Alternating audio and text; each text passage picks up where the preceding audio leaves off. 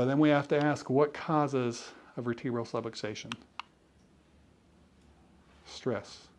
Whether it's physical, chemical, or emotional stress. We all think about the physical stress, but also chemical stress does it. And that emotional stress is probably the biggest part that does it, because we're constantly in that.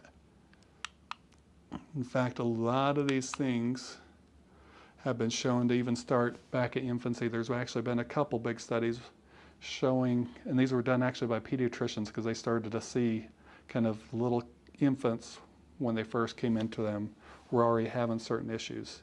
And so one pediatrician said, okay, let me just check for cervical trauma right after birth. So actually he did a study, which the only way they could participate in this study is if they were non-symptomatic, so they couldn't be showing any symptoms yet.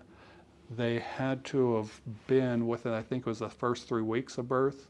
And he started to see, one found 80%, the other one found almost 90% of kids already had some sort of cervical trauma right after birth. But the way I kind of think of it, how many of you are moms here?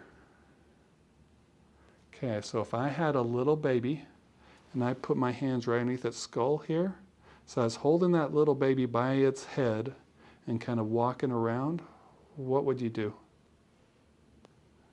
Yeah. Don't do that. Don't do that. So I've had a lot of people tell you I'd grab the baby, I'd slap you, then I'd call CPS on you too. That's about 8 pounds of pressure being pulled on that little baby's neck just by the weight of its body.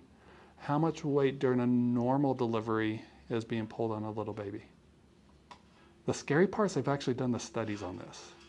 It's been between 60 and 120 pounds of pressure.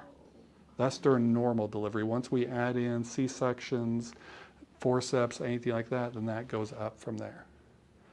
And so, but a little one can't really tell you, hey, I feel something up here.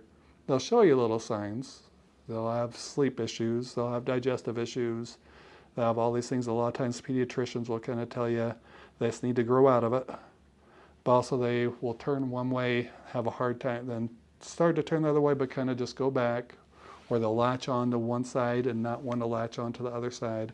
There's little things that we can see, but they aren't as well known in there.